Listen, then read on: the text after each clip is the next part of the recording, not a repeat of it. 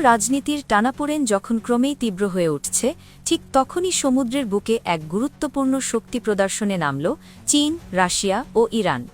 দক্ষিণ আফ্রিকার জলসীমায় এক সপ্তাহব্যাপী যৌথ নৌ মহড়ায় অংশ নিচ্ছে এই তিন দেশ।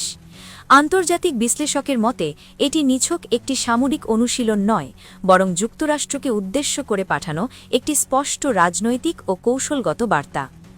আন্তর্জাতিক সমুদ্রপথ ব্যবহার করে নির্ধারিত এলাকায় একযোগে পৌঁছেছে তিন দেশের যুদ্ধজাহাজ।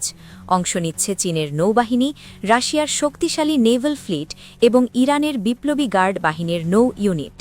এমন একটি সময়ে এই মহড়া অনুষ্ঠিত হচ্ছে যখন ওয়াশিংটনের সঙ্গে এই তিন দেশের সম্পর্ক চরম উত্তেজনার মধ্য দিয়ে যাচ্ছে। আন্তর্জাতিক গণমাধ্যমের তথ্য অনুযায়ী সাম্প্রতিক সময়ে যুক্তরাষ্ট্রের একাধিক পদক্ষেপ পরিস্থিতিকে আরও ঘোলাটে করে তুলেছে।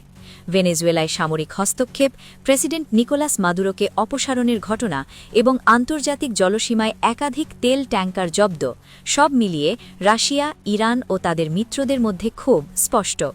চীনের প্রতিরক্ষা মন্ত্রণালয় দাবি করেছে, এই যৌথ নৌমহড়ার মূল লক্ষ্য হল আন্তর্জাতিক সমুদ্র বাণিজ্য রুট সুরক্ষিত রাখা, জলদস্যুতা ও সামুদ্রিক সন্ত্রাস প্রতিরোধ এবং উদ্ধার অভিযানে পারস্পরিক সমন্বয় বাড়ানো।